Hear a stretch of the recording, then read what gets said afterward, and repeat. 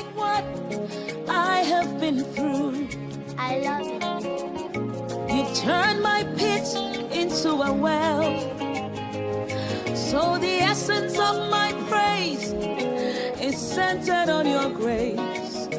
Adum, Adum, Wadum. I've been through a lot, but grace sustained me. My test is now a testimony. So the essence of my praise is centered on your grace. Adum, Adum, Wadum. It was you, my lawyer in that courtroom. It was you, my soldier on that battlefield. So the essence of my praise is centered on your grace. Adum, Adum, Wadum. Hey, Adumo, Nyame, Adumo, Adum, Adum intina metiasi, Eya Wadum tina mewoho. Lord, the essence of my praise is centered on your grace. Adum, Adum, Wadum. Hey, Adumo, Nyame, Adumo, Adum. Eya Adum intina metiasi, Eya Wadum tina mewoho. Like what I have been through. I love it. You've turned my pit into a well. So the essence of my praise is centered on your grace. Adum, Adum, Wadum. I've been through a lot, but grace sustained me. My test is now a testimony. So the essence of my praise is centered on your grace. Adum, Adum, Wadum. It was you, my lawyer in that courtroom. It was you, my soldier on that battlefield. So the essence of my praise is centered on your grace. All right, so now to the introduction of the speaker.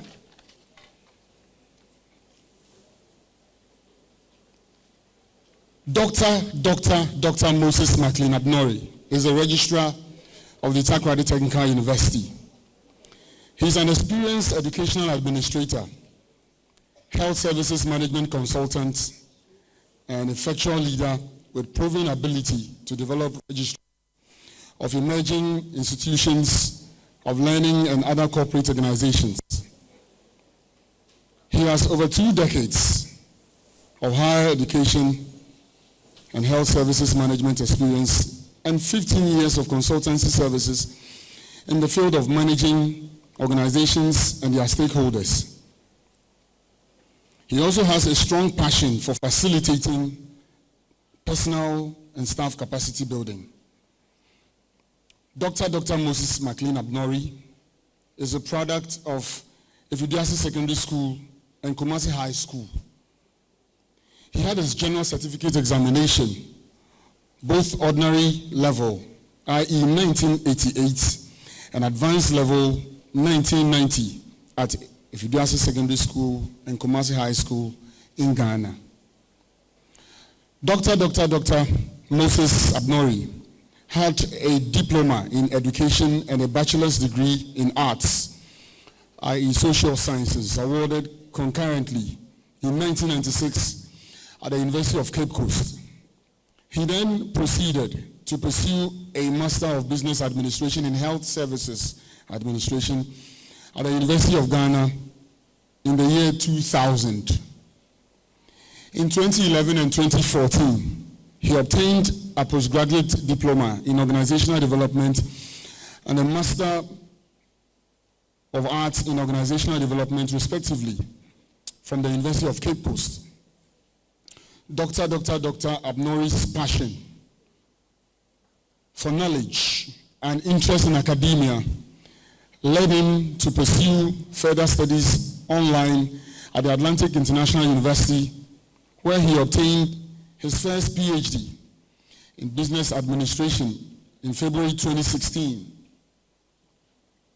His ardent determination caused by him to pursue another PhD program at the University of Cape Coast, where he was awarded a PhD in geography and regional planning in the year 2020. Again, in June 2022, he obtained a PhD in public health from the Kwame Nkrumah University of Science and Technology, KNUST. I didn't hear you clap. 3 PhDs in a decade. There's no mean an achievement. And those of us here are very much aware that people have attempted one, have not been able to complete in 2 decades. 2 decades. So please, give him a round of applause.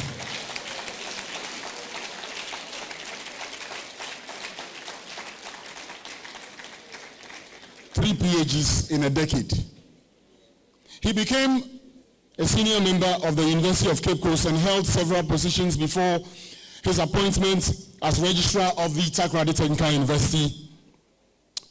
Prior to his appointment as a registrar of the TAKORADI Technical University, he was a director of the Directorate of Legal, Consular and General Services, University of Cape Coast, from December 2015 to August 2019. It is worth noting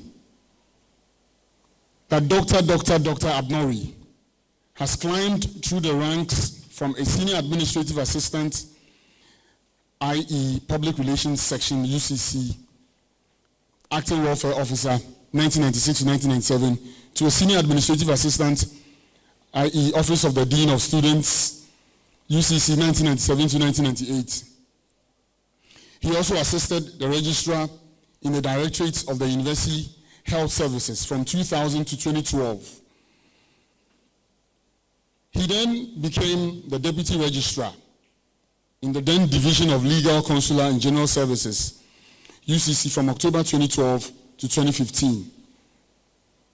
Dr. Abnory has served on several boards and committees. These include the following: board member for the College of Community Health Nursing, Winneba, and a council member for the then Tamale Polytechnic from 2013 to 2017, and 2015 to 2017, respectively. He has served as secretary for the Cultural Activities Committee and Residence Board of the University of Cape Coast. He has also served on Committee of Heads of Halls, Ad Hoc Committee on Best Worker Award, Hospital Board, and the Senior Common Room Committee.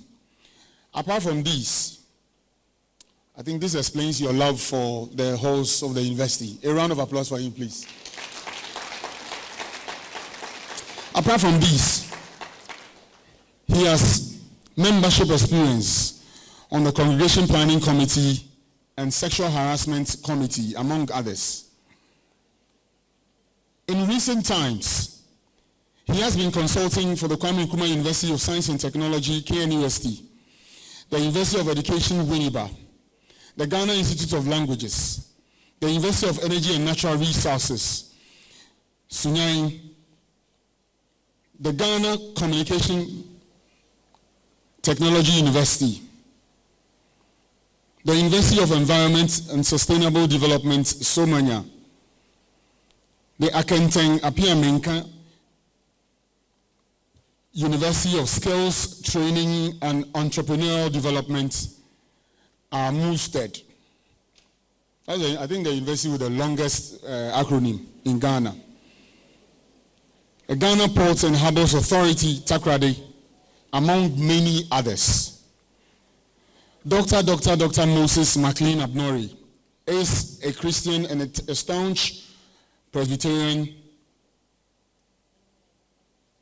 His hobbies are reading, writing, planning social and charitable events, listening to music, and farming. That one I know. Dr. Abnory is a self-motivated, organized, enthusiastic, dedicated, and a hard-working individual who is committed to his career. He is married and has 3 children. As I did earlier, I introduced to you the Commander-in-Chief, who has borne him very beautiful kids. Ladies and gentlemen, I introduce to you the registrar of the TAKORADI Technical University, Dr. Moses Abnory.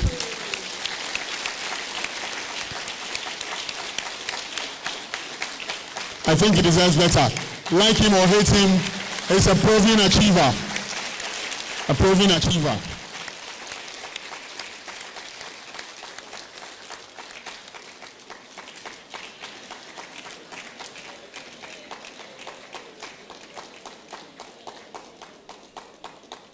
All right. So at this juncture, I shall humbly invite you to take your seats, and then Mike on the mic. Michael Ofei Boahene.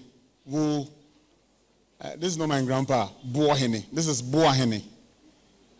To do us honest by giving what he calls the spoken word. Ladies and gentlemen, Mike on the mic.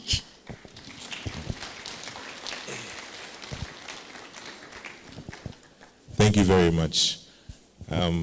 I'm proud to be here today as a student of the TAKORADI Technical University Computer Science Department.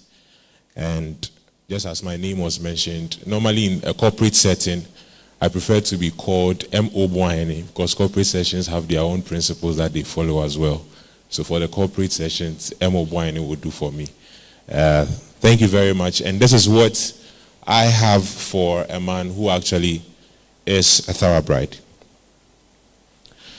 Back in the days as a first university hall president of this great university, I was going to get food from the canteen when I heard the news from the vendors. There is a new sheriff in town who is causing a change, trying to stop illegalities in vending. One said, I am glad I followed protocols and I'm saved. Another said, this is a TT you want to see on another stage. It was of no surprise when I encountered the new sheriff, and I must say, I felt the change. It was burning in every word and gesture he said. What he said, how he said it, what he meant, how he meant it. What I picked from him, one was, as student leaders, always remember to know your limit, and it is going to guard your merit. Sharing this with me was a time we were interim executives at his office. I speak of the one who was formed from a frail foundation, firmly footed in his full failure and frustrations, until he found and was transformed from his former format to be faultless with his father as his fortress, which made him flawless. A man who is fair and firm in skin and still fair and firm in his heart and decision. The one whose past challenges is his strength that gives insight of his obstacles and adversaries. A splendor like the sweet wine of the Eden of Africa. One who is fine like the beautiful beaches of Durban, blessed with a wife and 3 kids, his amazing trinity. A man whose prowess is built on what I call the IMF, integrity, morality, and fidelity. And we are blessed to have him in this amazing university. Barima onum nenchienu funa ompre ni kotoje. Barima onum nenchienu funa ompre ni kotoje. Oheni a ochire odo na ode nensa ema akomapa ewo na himfie.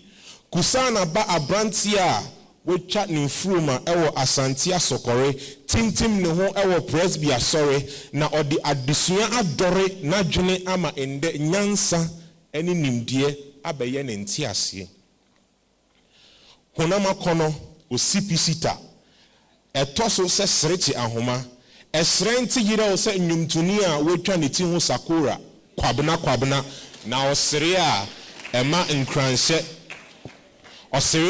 nkranhye akoma nane adwene po bi a eye bone bi asane na se uhu na ema oyawo ene awawemu a udi edwane kose fiase wa abra ondane ne homma emmehwe yen nipa ewo wiase.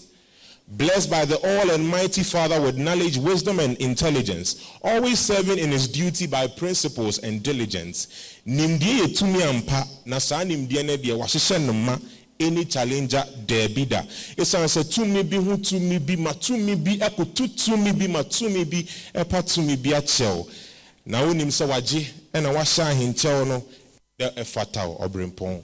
A perfect definition of academic Cristiano Ronaldo, blessed with a hat trick of PhDs, health, business administration, and geography, matching the number of his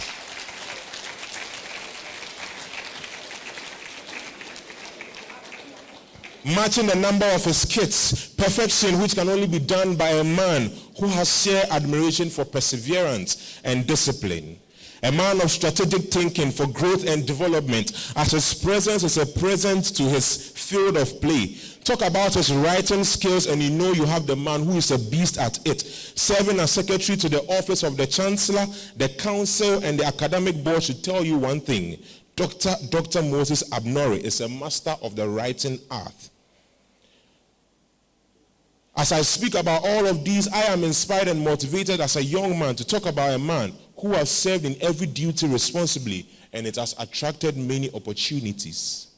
Not forgetting, serving on committees, he was a perfect definition of commitment without inducement. As he served as chairperson for 4 committees, member on 12 committees, and of course, about 11 as a secretary on them, but yet still counting. Ampa Ejumapadie eja owura kwan enti na se woko University of Cape Coast ne gin adi babia ma omo friend so ye prekese jamedu pampam srada adechensroma wagini di ampa friend nkroma, a beacon of hope, always finding solutions to problem. Esan say na hyase de okonachi a eya wom but onim se na wie ye de eye papa. So when you see his smile, it is a motivation because it is indeed the essence of his praise centered on God's grace. From losing concentration in school due to interruption from home and hard labor, working with his father in the night as a watchman at the age of 6, even when he is sick, carrying palm kernel in palms with pains to assist his mom, no matter how his palms hurt. Battling with life so early as he is the firstborn and therefore must serve as a good lookout for his other siblings. Just see how this test has changed into a testimony. Today we are blessed to have a lecture from our very own in the zone, as I believe there will be no other person to speak to us on emotional intelligence than this affable, audacious, and alluring man. His life story, his experience at work, working with different colors of people, no lucky dube anyway, but from different backgrounds as well, yet staying firm and fair in his responsibility makes him the toast of leadership, a touch of his glorious communication that can quench the anger of the devil to accept that Christ is still his solid rock.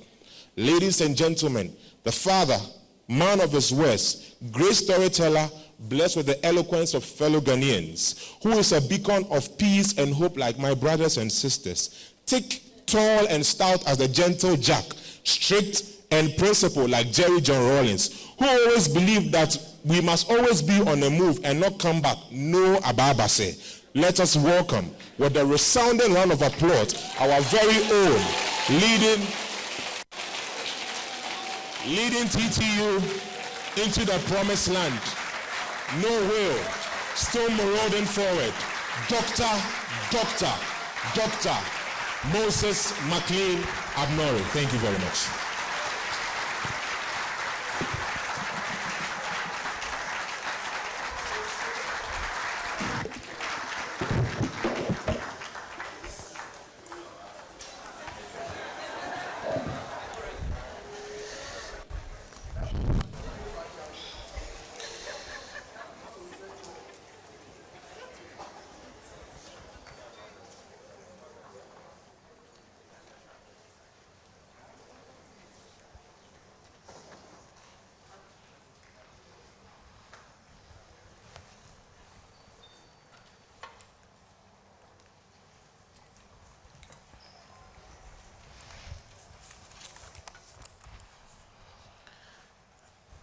right, good morning, ladies and gentlemen.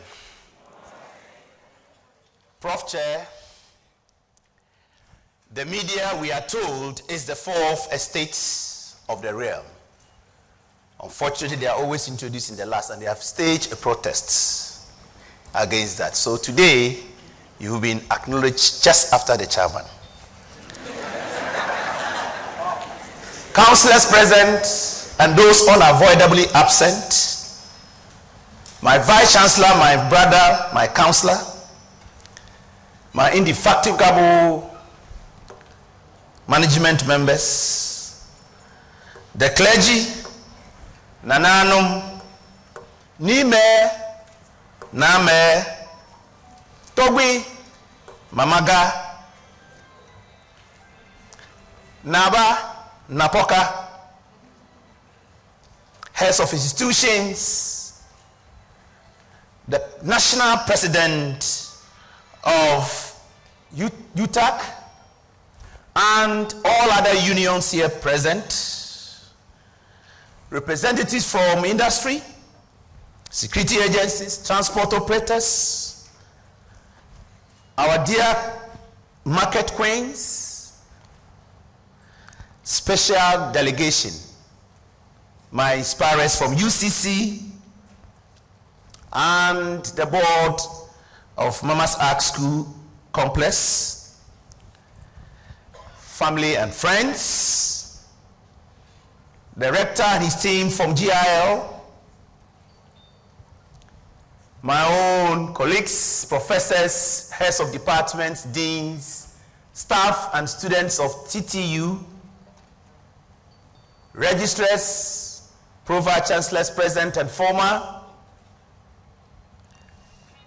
my own team A, and the second owner of my life after God, a doctor to be very soon, Mrs. Akosua Jebia Abnory, and our three kings, Yima, Abel, and Amishadai. Ladies and gentlemen, good morning once again.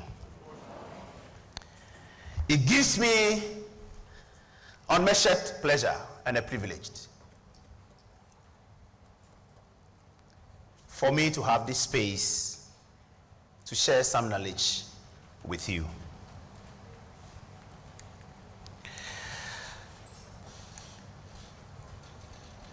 Ideally, I'm so humbled. But let me give a short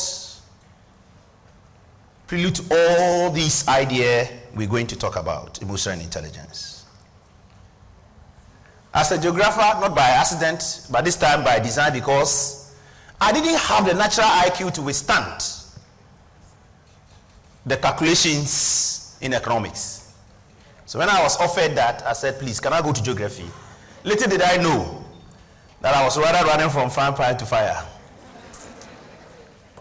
But all this while, after my BEV, recognizing my environment and what have you, there's one question that keep begging my mind. So this whole space called the world, does it belong to somebody? And if indeed it is, then that person should be very complex. That is how come he has created this beautiful universe with its embodiments. And they are all dynamic just as the creator or the owner of this universe. I'm wondering whoever here or across the globe, who can stop a day from becoming or giving way to the night? Or changing the rainy season to a dry season. These are a few issues, or changing a man into a woman. These are things beyond us. But the maker of this world and the owner decided to isolate the human being and give that particular human being like you and I some special intelligences. So I grow to know how to operate any machine. It is one of the intelligences that is at work, and that has to do with my IQ. He's good at mathematics. He can speak. He's an orator. That is an exhibition of IQ. But as I tried finding answers to some of these complexities, then I came across another but very important intelligence, and that had to do with emotional intelligence. Ladies and gentlemen, for the next few minutes, I would like to share with you or run you through this important topic, emotional intelligence. But I can only do that with the following assumptions. I know some of you are already experts. I know some of you might have forgotten because of the complexities and the challenges that we go through. So I have not taken that for granted. I also know some of you perhaps might have heard of it but didn't pay attention, and therefore you have no knowledge or some little knowledge about it. But I'm simply saying there is always an opportunity for us to learn new things. And for that matter, let's unlearn what we think perhaps we know about emotional intelligence to make way for some new things by the time we leave here. Somebody may ask, so what motivated this young man, even though I've given some kind of a little background? In my usual pursuit of knowledge, I paid particular attention to the population census. So I decided to read. Then I came across this startling kind of figures that earlier speakers has alluded to. Close to 1 million Ghanaians out of the 30 million are suffering one way or the other from their relationships called marriage. Some have divorced, some about, some are on oxygen, and all that. So I said to myself, what will cause a man or a woman to say, I love this particular person, and in no time they are at war at each other? There could be several reasons, but I think and I believe, and very soon we will come to that realization, that perhaps one of the intelligences that God has given to us has eluded these people. To have a country where you are counting only 1 year, 650,000 mental disorder. Ladies and gentlemen, we are not safe.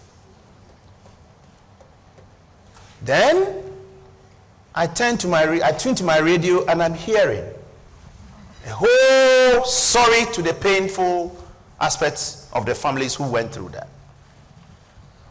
The lecturer in a university could not protect the wife, and that the wife has been kidnapped until today. We don't know where they are. What will cause that? Our dear TAKORADI missing girls, where are they? And why would somebody decide to kidnap them?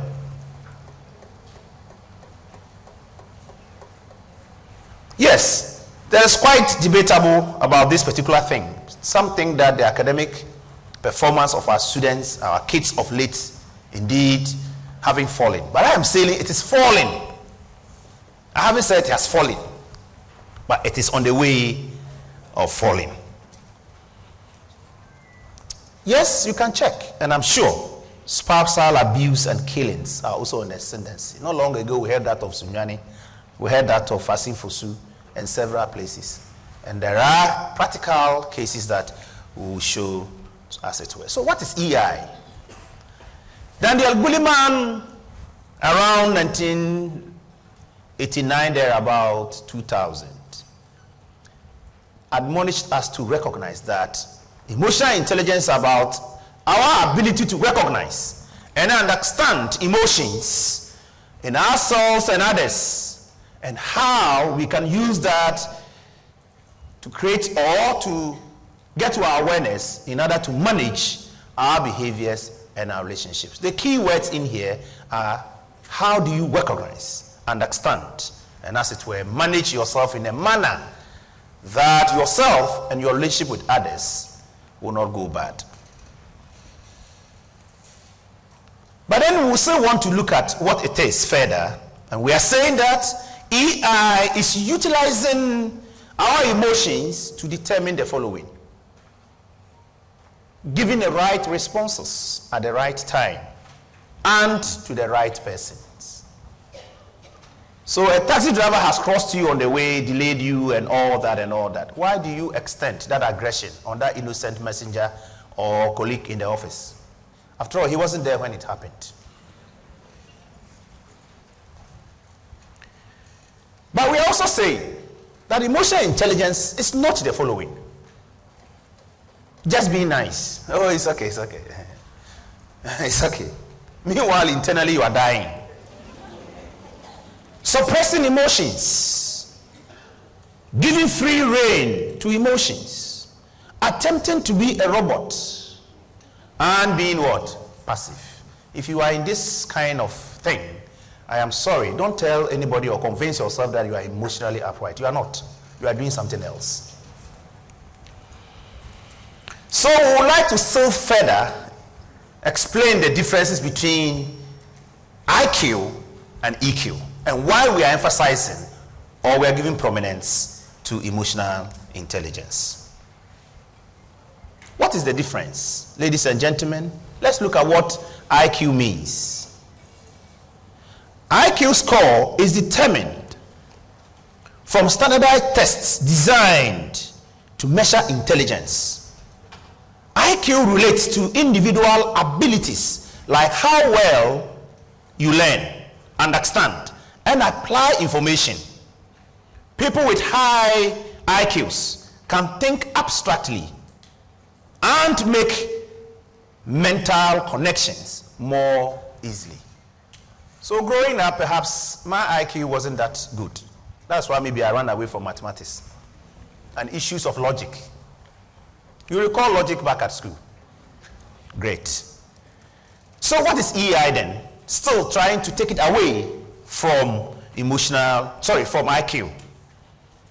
EI is using emotions to think and enhance our reasoning. Those with high IQ are able to manage their emotions as well as use their emotions to facilitate their thinking and understand the emotions of others. Whereas IQ is about you and what you can do with yourself and perhaps situations around you, EI deals with you and how you deal with others. That is the key difference. So it can be very good IQ person, everything, 100%, if there's something like that. But your relationship even with yourself and with others could be questionable. So, as a human being, we are made of three things here. Your IQ, ladies and gentlemen, will give you the expertise, what you bring to the work environment. You are a French scholar or a language person, and we saw a clear demonstration in here that our revered rector have decided to learn languages, and he did demonstrate that. Indeed, if we were to have a quiz that all of us will come and do that before we leave here, I'm sure we'll sleep here. But then there is a personality, and that personality is what we are saying, who you are at work. So yes, you are the best mathematician ever born.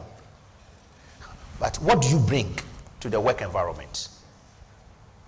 And then EI or EQ, ladies and gentlemen, is how you make the most of both your expertise and your personality.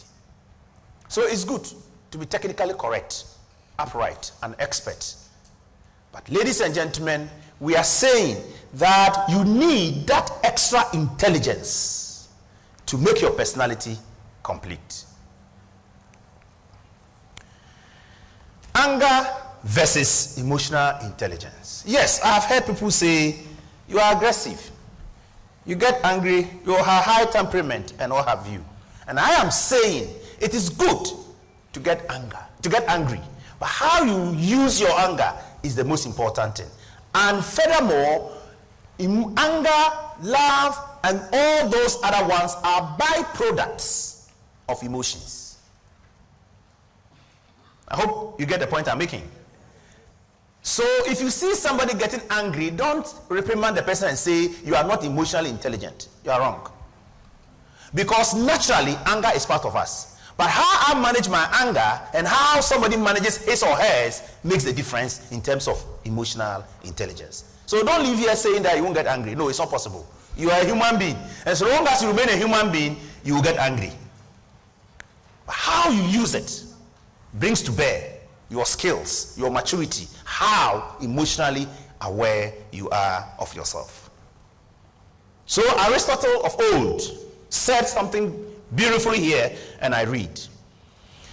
Anybody can become angry. That is easy.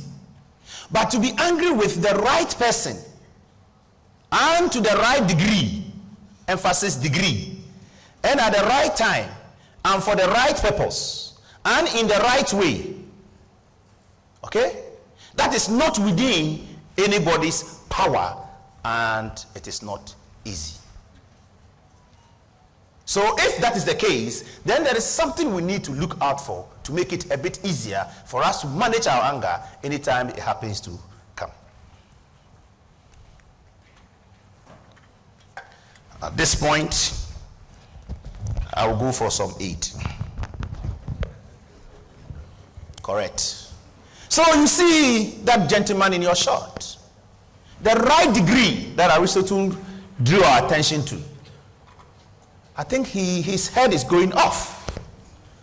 Anger comes in a range of strengths, from mild irritation to frustration, all the way to fury and rage. And anytime you are getting to these stages, ladies and gentlemen, it's not anything. Don't say you don't even have emotional intelligence. You are getting to a different realm. And I have seen people who have really gotten angry and they act like madmen. We all get angry, and I've said so. But let's try and distinguish anger from EI. When we get angry, we need to learn how to use our anger creatively and effectively, not to hurt people, but to heal ourselves and our relationships with others. The fact that anger is normal and it's a God-given response in no way, ladies and gentlemen, means that it is okay to do unacceptable behavior.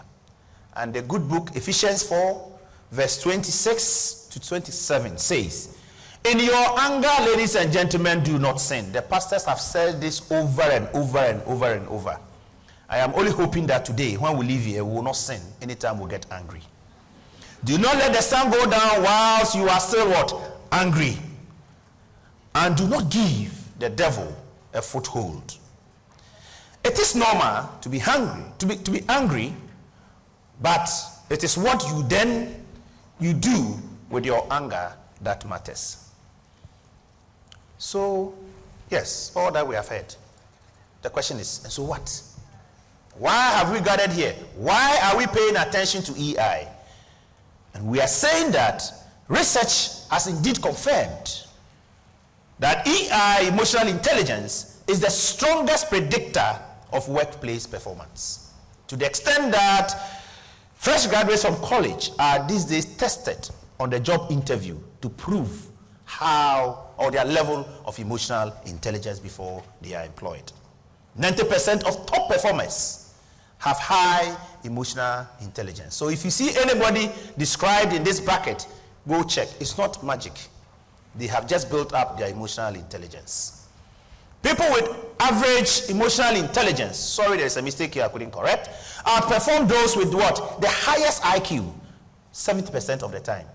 So even if you're on average on your emotional intelligence, you can outperform people with high IQs.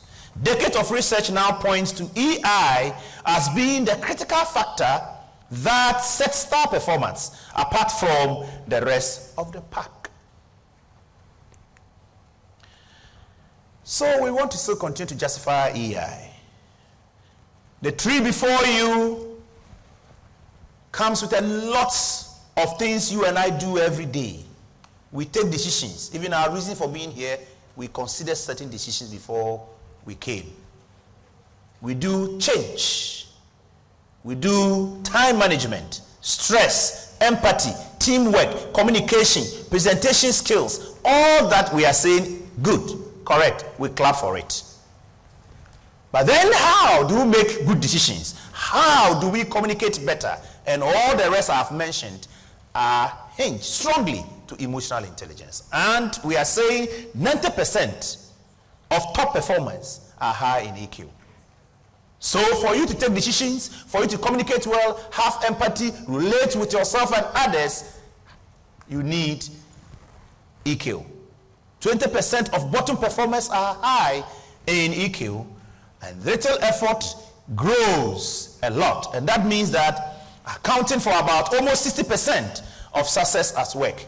People with high EQ on average make about 29K United States dollars more in a year.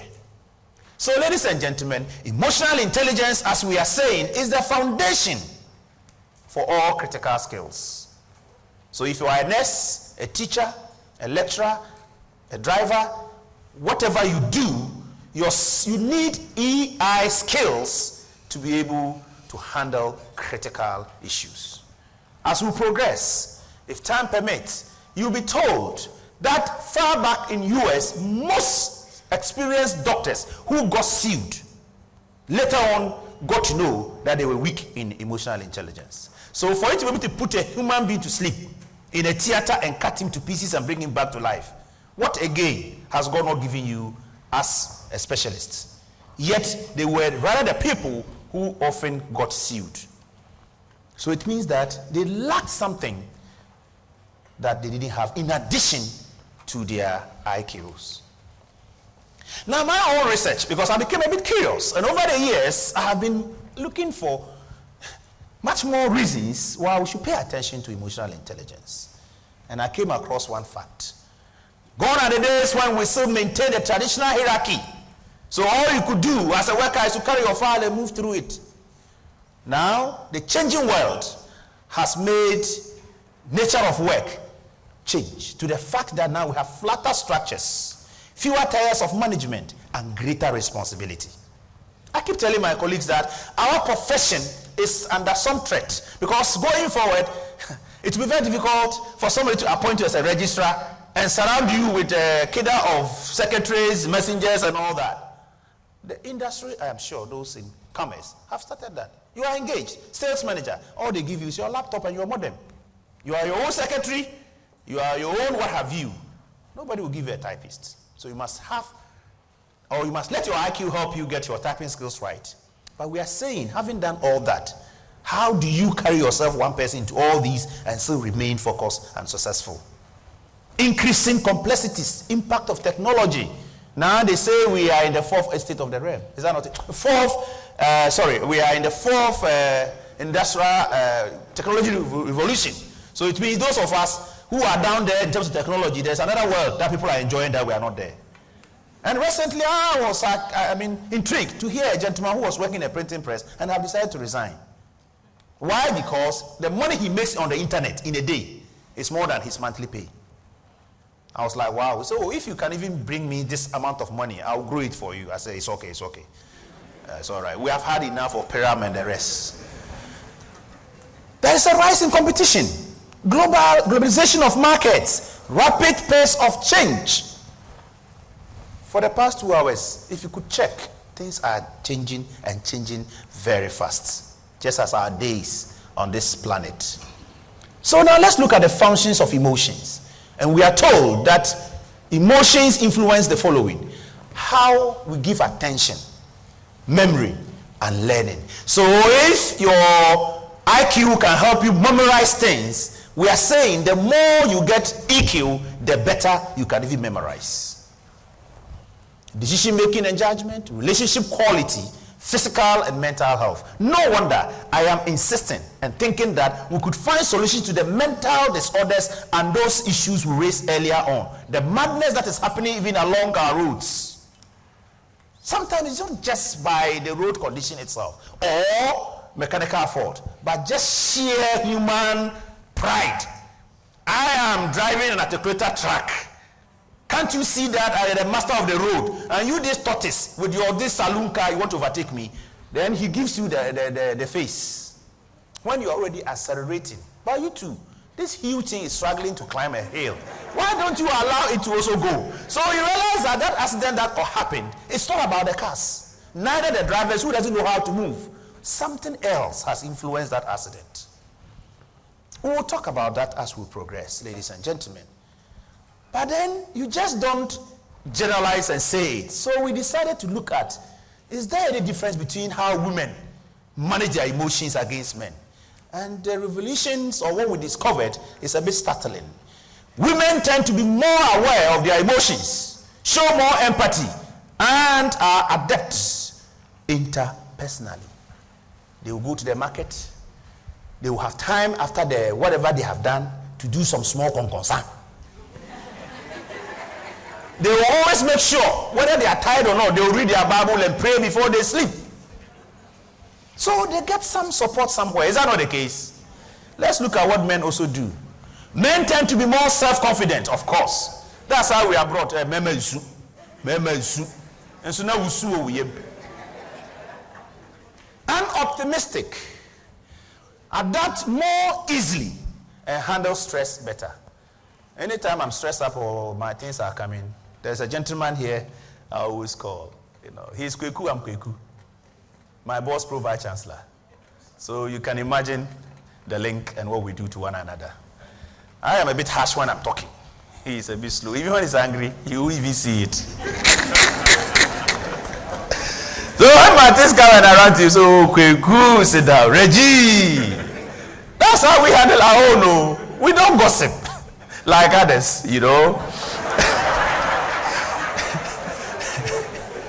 But in the end, look at the conclusion. It says, however, on the whole, men and women are generally equal in total emotional intelligence. They have a way of handling theirs. We have a way of handling ours. So, ladies and gentlemen, I asked whether emotional intelligence is just a myth. Some academics may be having exhausted the extent to which their memory can bring them, decided to make noise about it, or it's a reality. So we are now coming to justify as to whether it's a reality or it is a myth. So normally, as we do, Prof. Chair, in academia, you don't sit in your corner and say you have propounded anything. So we decided to look globally. What is the picture and what are people saying about emotional intelligence? And surprisingly, we realized that if you had 36 to 38, you are less emotional. And if you had about a 54 score and above, then you had more emotional intelligence. But for the sake of time, Singapore, later on you can read about them, and Philippines. Singapore, realizing that it was all working well, even decided to go back into their educational curriculum and added emotional intelligence. Philippines on top, and yet they continue to make sure that they grow their emotional intelligence. So whether it is a myth or a reality, let's see. Oh, what is happening? My technical people, the thing say no go play. It's playing. So I should leave it. Okay. But tell it, it's taking so much time. I'm not emotionally correct now. Oh, okay. So over to you now.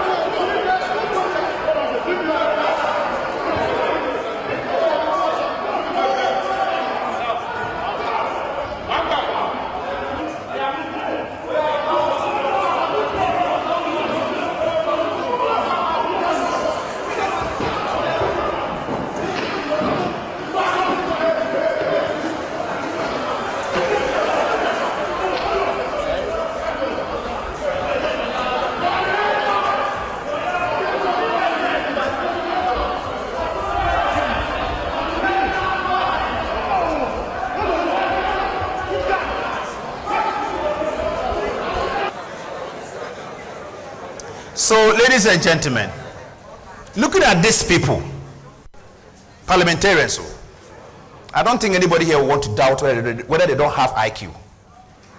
How could they have gone there, gotten to where they were? I don't know what caused it, but it means at that particular moment, something was lacking. So, national perspective, national level. Homicide rate between the period of 2001 and 2017, I'm sure we can see it for ourselves. The figures, the line graph explains it.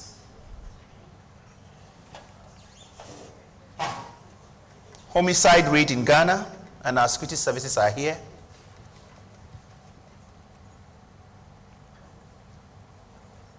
Very challenging, is that not it?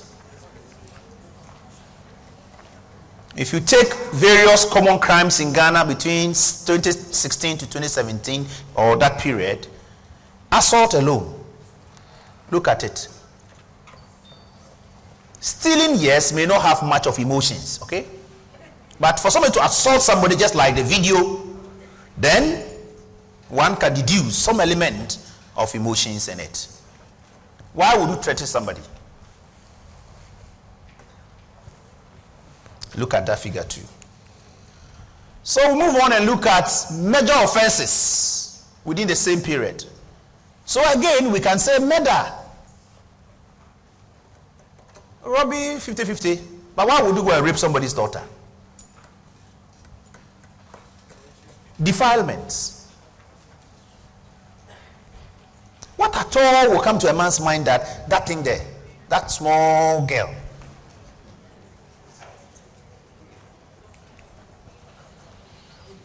so something happened, and I want to share this. May God have mercy on your soul as I sentence you to death.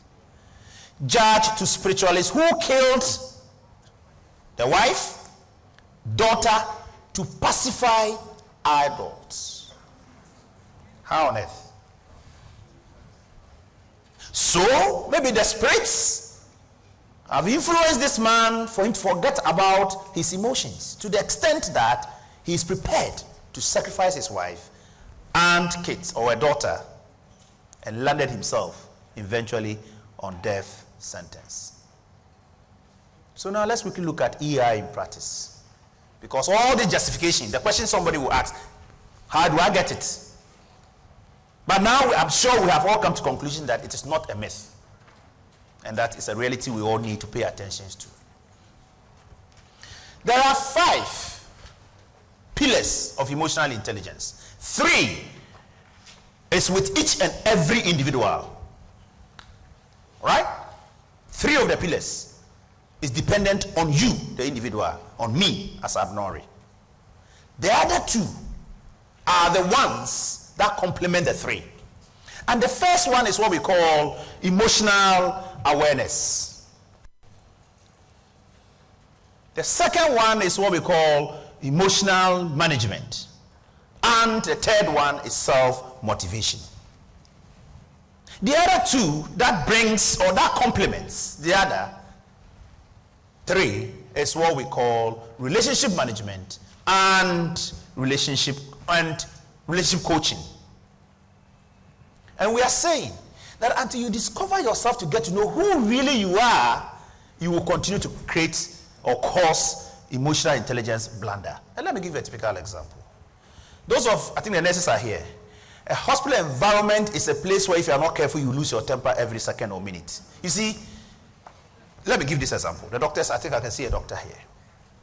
You have decided, or me, I have decided that I will take to a certain lifestyle. The nurse, the doctor was not there. You know, so let me use a typical example like, say, alcohol. You've gone to take your alcohol, you are drunk or you are in trouble. And they have brought you that I should take care of you. Okay? Yes, it's my training, it's my calling. And I am telling you that don't do A, don't do B. And the person is telling you that what you are saying is nonsense. Or sometimes he tells you, I ask you, doctor, how do I stop? Am I the one who taught you how to drink? So are you getting, if you're not careful, these are the reactions you give. And now by law, they are told to be nice. How can you be nice to a person who himself is not nice to himself? So I don't pity the health and what sometimes we see happening there, because I have a personal experience. And therefore, ladies and gentlemen, let's quickly now run through the literature. The 5 steps we are saying, the 3 I mentioned are all intrapersonal. It's within you. Then the other 2 is the interpersonal. And the 2 gives us EI. And therefore, the intrapersonal, we are saying this is the inner intelligence we use to know, understand, and motivate ourselves. And that comprises self-awareness, emotion management, and then self-motivation. I've already mentioned that the other side, which is the outer intelligence that we use to manage our relationships, are also into 2. Relationship management and then emotion coaching. Self-awareness, what is it? We are picking the first pillar.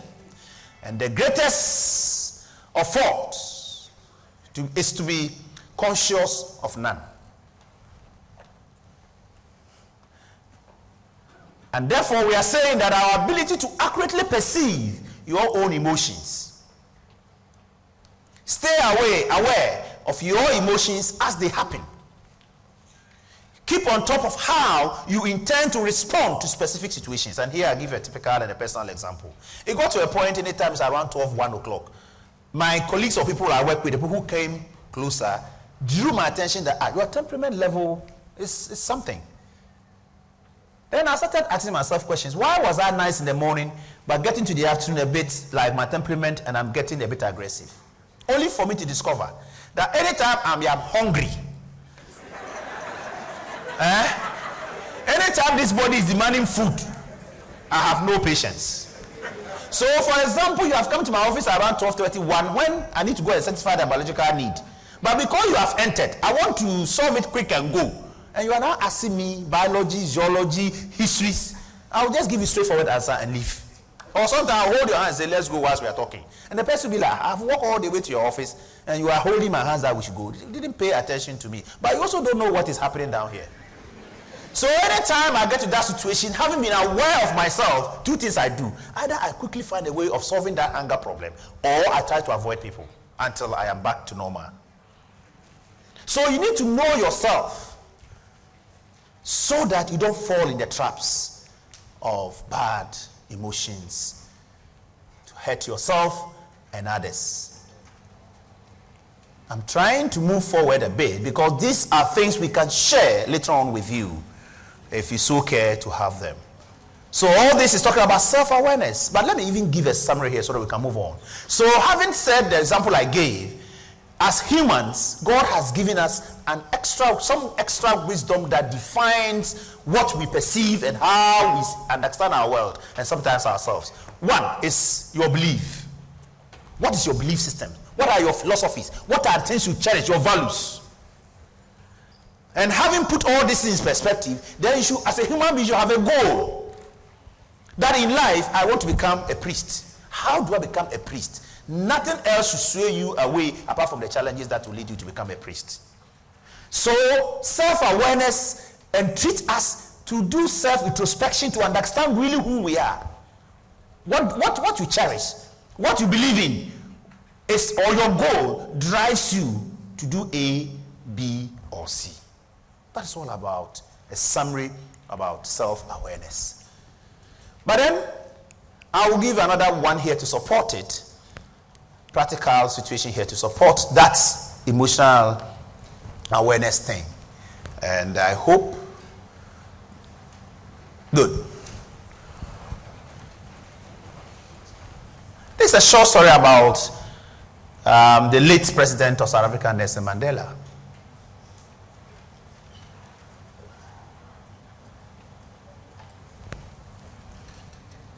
So unfortunately the sound is not coming. Technicians, we need sound for these and subsequent videos. If you are around, kindly try and see if you can fix us.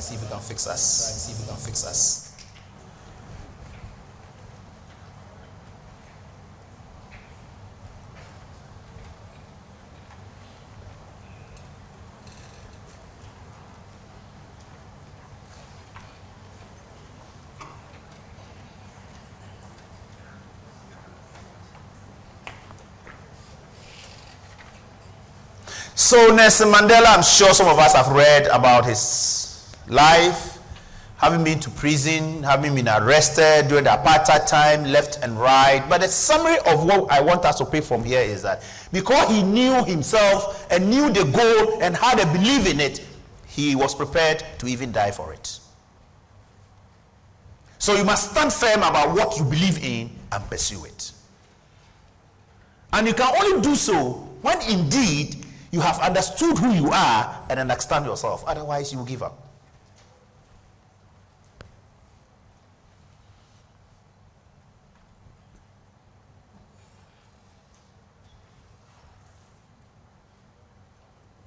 Difficult to get a sound, Ernest?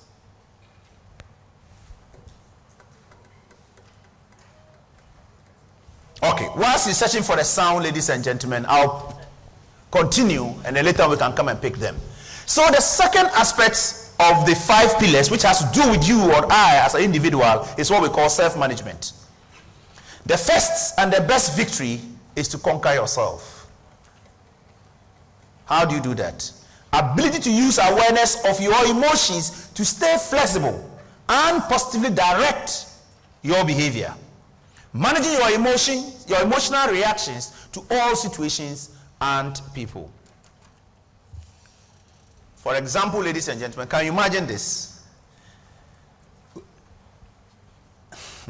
Woman absconds after she allegedly poured acid on her husband. And the story behind this is that this young man had traveled, he's a mason, for about 2 to 3 weeks. He returned very, very exhausted. But then he had a duty to perform. So when the wife insisted or requested for it, this young man simply said, I am tired. Only for him to wake up to this situation. The woman decided to sit on him. So you see, the woman couldn't manage herself, her emotions at that particular moment. She couldn't manage herself at that particular moment. There could be other reasons. But the story behind this that we picked, and it's there, you can go and check. My Joy online. Why would you pour an acid on somebody because he has to perform a duty?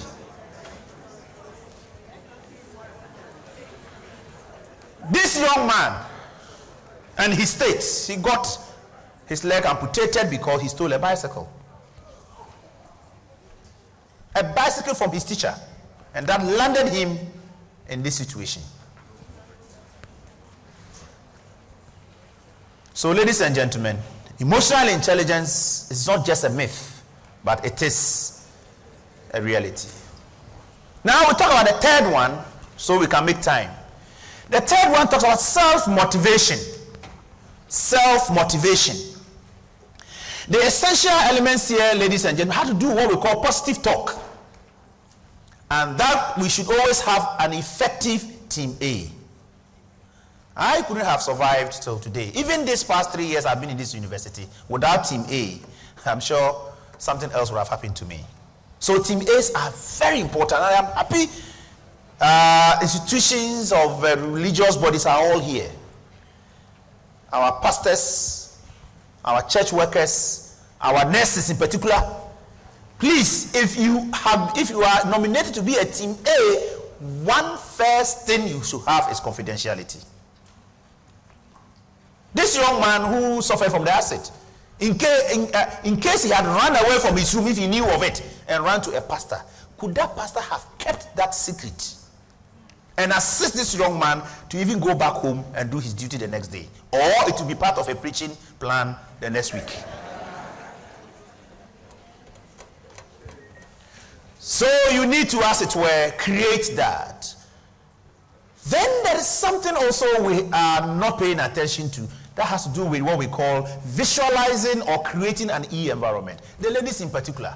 Today, when you go back, check that under your bed. Those bags you have kept there for 5 years that are gathered dust, they are not giving you good health in your room. Throw them away because you don't need them.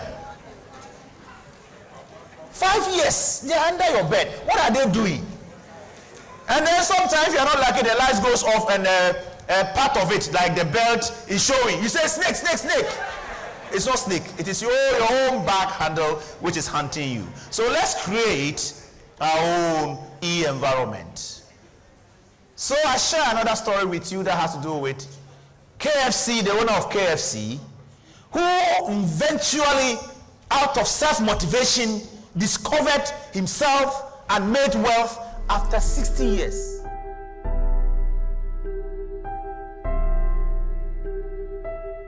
When Colonel Sanders was only 6 years old, his father passed away. Because his mother had to work very hard to provide for the family, she was gone all day, and the young boy was left home to take care of his siblings. So at the age of 6, he started cooking and taking care of the family. And by the age of 7, he was already a skilled cook. When he was 10, he began working on a farm. 2 years later, his mother remarried to a violent man who didn't like the kids. Sanders dropped out of school and at the age of 13 left home and took a job painting horse carriages. At 15, he even joined the US Army. When he was 18, he got married and started a family. He had a son and 2 daughters, but sadly his son died very young and the marriage fell apart soon after. Colonel Sanders spent the first half of his life working many odd jobs. He was selling insurance, he was selling tires, he was a farmer, steamboat pilot,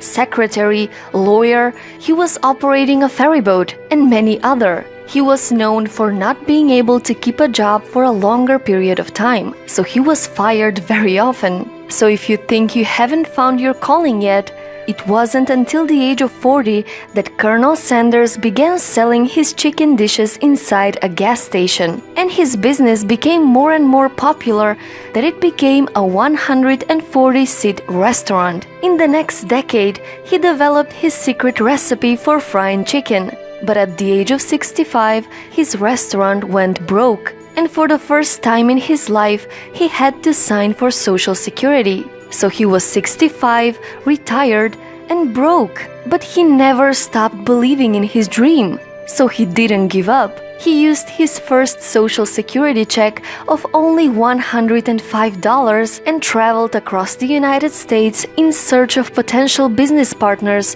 offering them his secret recipe. It was one of the hardest periods of his life. He was living in his car, surviving with little food, facing rejection after rejection. But giving up was never an option. Colonel Sanders was rejected 1,009 times before his chicken recipe was accepted only once. Soon, Colonel Sanders had 600 franchises selling his Kentucky Fried Chicken. But the company was expanding rapidly, and it became a bit overwhelming for the old Sanders. So he sold his company for $2 million, but remained as a spokesperson. He died at the age of 90.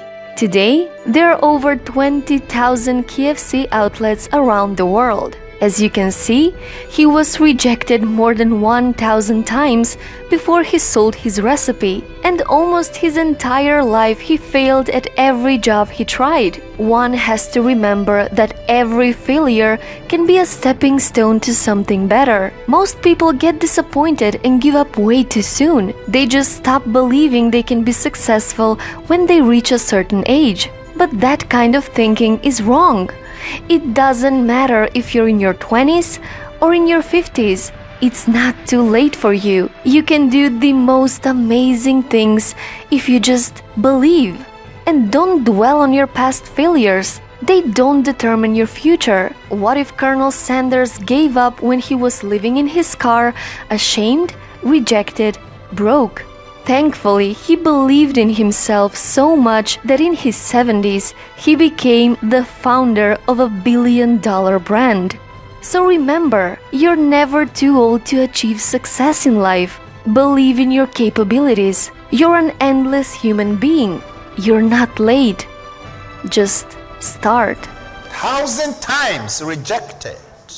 He had to sleep in his car. But he was a lawyer, isn't it? So why couldn't he survive? The IQ supported him, but I'm sure something eluded him. That is the global perspective. In Ghana, can we also see how somebody has come this far?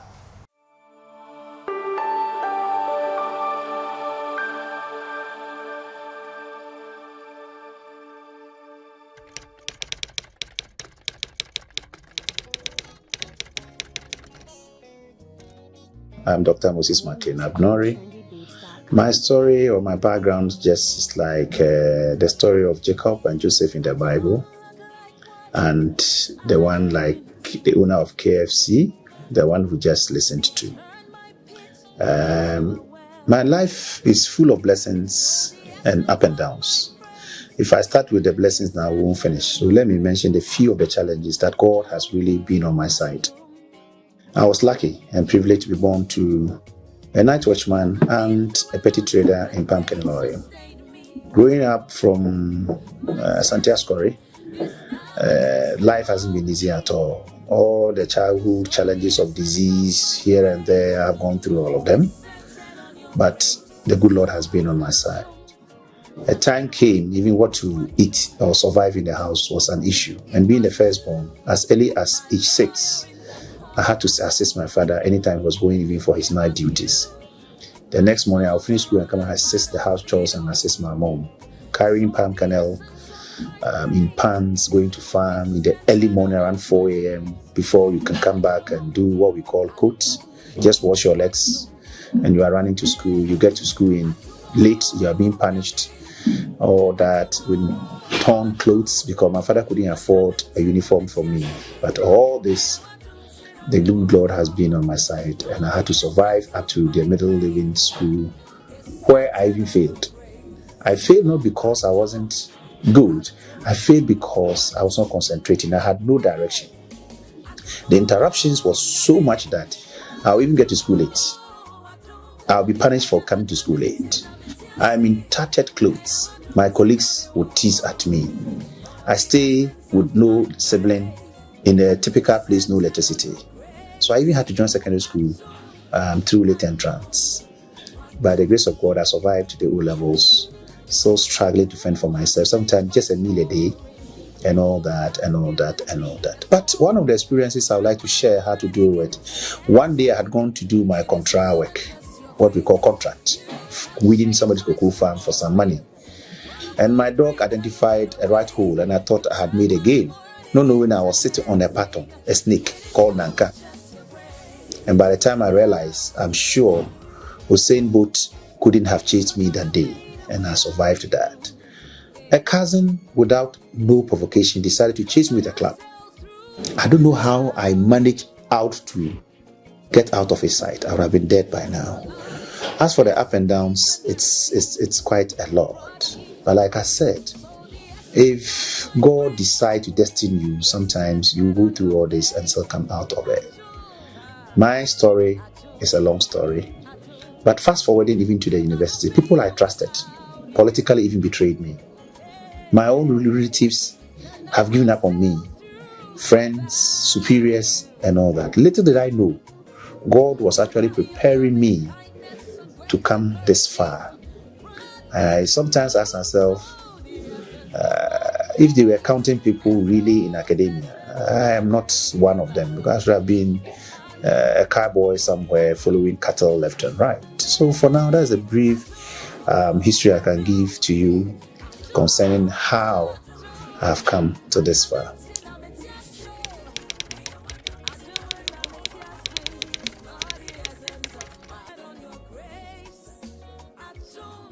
Great. Again, I'll go back and mention Jacob. Jacob wanted to serve for a wife, but the tradition then said you have to do another 7 years before you can marry. I just went in for a PhD. 1.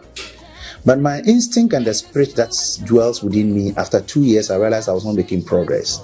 And those were the times that online PhDs had started. So I decided to do a plan B by starting with a PhD online.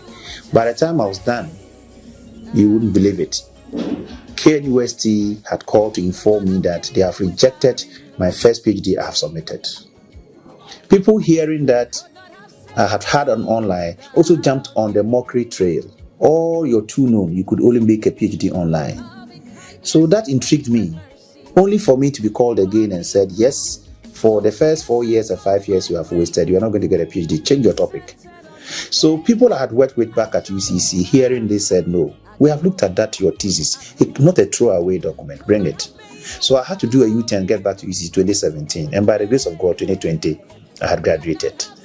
And when KNUSC got to know that I'd graduated from UCC, they now piled pressure on me not to abandon them. So by 2022, I'd had a third PhD, all within the space of 10 years, 2012 to 2022. So sometimes when you are pushed to the wall, don't just give up. You have to persevere, remain focused, and make sure you put your eyes on the ball and you can make it.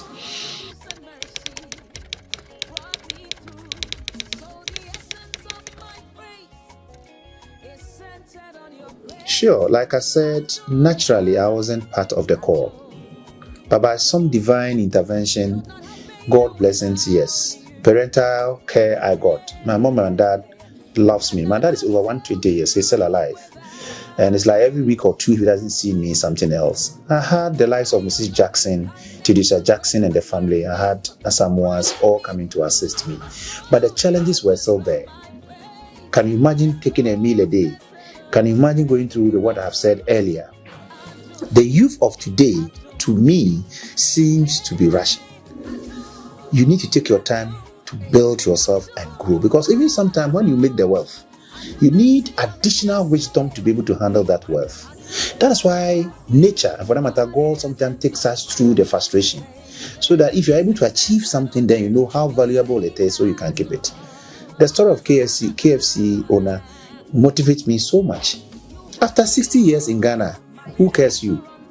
But he made his fortunes, and the whole world is now talking about KFC, fast food, after 60 years. The youth of today by 20 wants to own a car. The youth of today by 30 years want to have a house, and all other things. Yes, it's good, but beat your time, and you can make it. And above all, work as if it depends on you, and pray as if it depends on your maker, who has destined you to be who you are. Thank you. I appreciate your time. Great. So that is my story. It's a long one, but we'll end it here.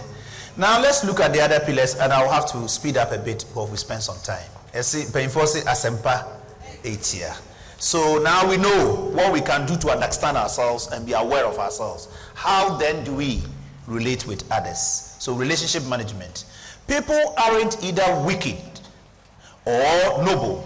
They are like chef salads with good things and bad things chopped up and mixed together, blah, blah, blah, blah. So you can have somebody you think is bad, somebody who you think is good, but it all depends on how we all get together and package it. So relationship management is the ability to use awareness of our emotions and emotions of others to manage interactions successfully. Communication and other things play a very key role. Can you imagine this beautiful lady? They were all selling in the market. Something small happened.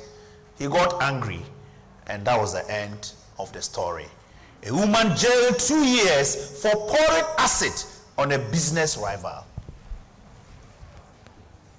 So you see, your intelligence can send you very far, but your lack of emotional intelligence can land you somewhere. Her businesses would definitely go. And not long ago, I'm sure, when the Nigerian things happened, you were laughing. You also had one in Ghana.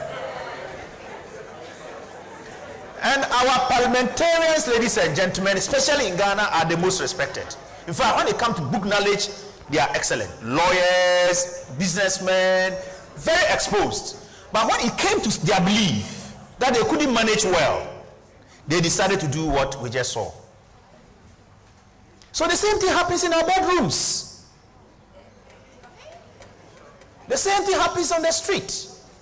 So we need to really, as it were, check our emotions and how we manage it. Types of...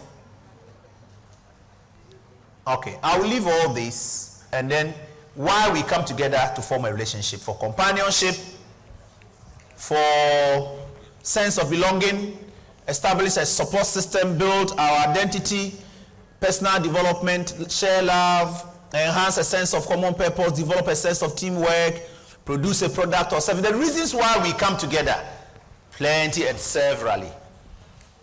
But why our relationship fail? All right, we enter into a relationship in no time, it fails. Especially those marriages thing we're talking about. Unrealistic expectations. Yes, I'm the registrar here. I have direct reports I work with. What are my expectations of them? For all you know, you are not even giving them the needed resources, but you are expecting so much. Definitely there's going to be a rift. So, the same way, a mother and a father, or a wife and a husband, let's watch our expectations. And then lack of empathy. We don't step into the shoes of the others, and we have not built on our emotional intelligence. And some people, for them, they are professional thank yous. From January to December, they are always thanking people. They will never give anything out. Thank you, thank you. All the time you are depending on that person. When the person gets tired, then your relationship definitely will not work. Inability to assert own what needs, poor communication, ineffective strategy of conflict resolution. All right, those safe stamps. As soon as you see conflict rearing its head, deal with it. Once you do that, you will not go back and refer to history all the time. It can be very, very irritating. 20 years ago, our our ladies are very good at that. They will narrate the time, the date, the venue, when that thing happened. When you are forgotten and you are moving on. All right, and personality differences are all issues we need to look at. But there is something here I want to share quickly, and then we perhaps bring it to a close. Yes, steps that we can build exceptional relationship. I'm sure I've not jumped that.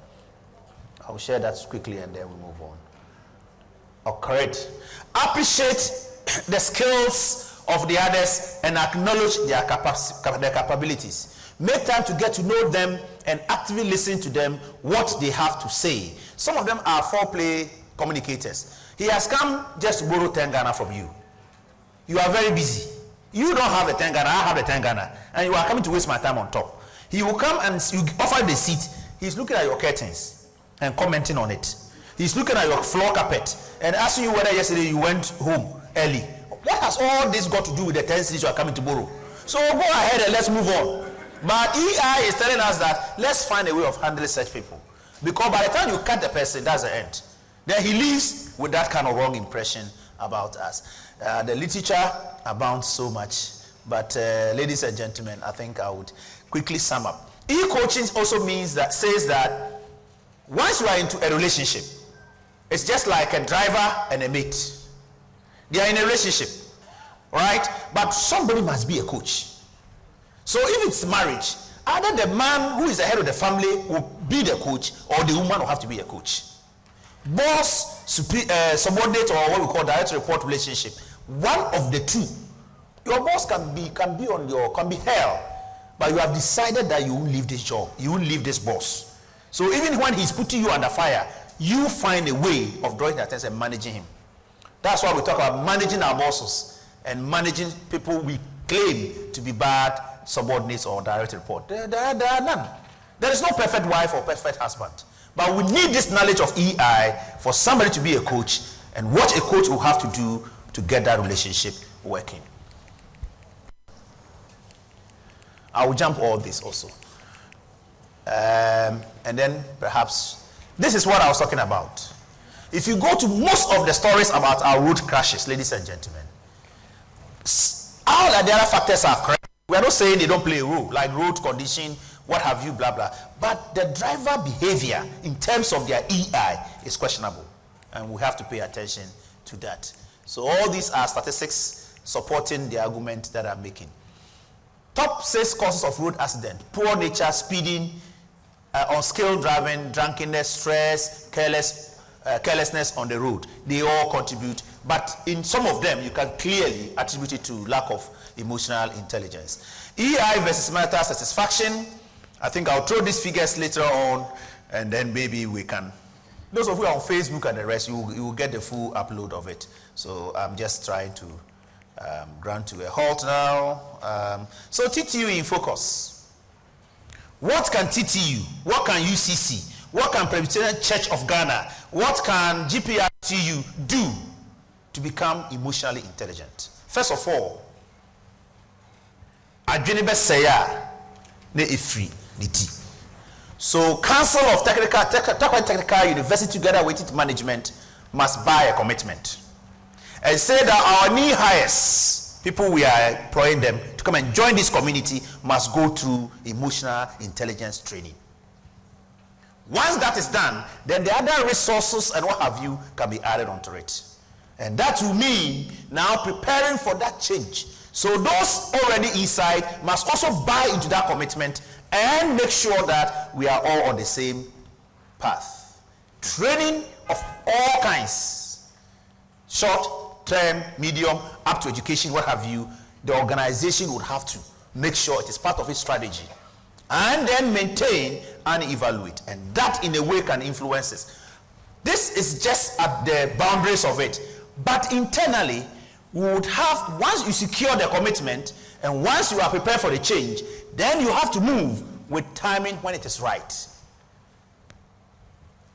When it is right for you to strike, then management must do so and establish a business case where you can even do award, competition, this faculty versus that faculty, how they are faring, and then find a powerful companion to infuse the change. And then the rest would add up for us to be able, as it were, create a very good institution that is intelligent, emotionally intelligent. So, somebody mentioned earlier, conducive work environment, teamwork and team building. And for that matter, ladies and gentlemen, our way forward, we are saying, and I'm calling upon all educational administrators or institutions to have a rethink, whether it is possible to get EI into our main curriculum where we can train from the beginning as they grow. Same calling is going to all religious bodies, church workers in particular, our counselors, the youth. Can we cautiously make sure that the youth of today appreciate the need to develop both their IQs and their EQs in our trainings and what have you? Our politicians would also have to pay attention, traditional chiefs and institutions, even marriage, parental level. All right, going through counseling for marriage and all that, we need to. Family institutions, corporate institutions and organizations, transport operators, security agencies, and we are glad you are all here. And then TTU staff and students. And I am sure our Vice Chancellor, we all know who he is. Going forward, most of our staff members, most of our training, our seminars will try and add a little bit of emotional intelligence onto it. And on this note, ladies and gentlemen, there is this quote I want to share with you. Clarity is power. The more clear you are about exactly what it is that you want, the more your brain knows how to get there. On that note, I would like to thank you for your patience and may God bless you.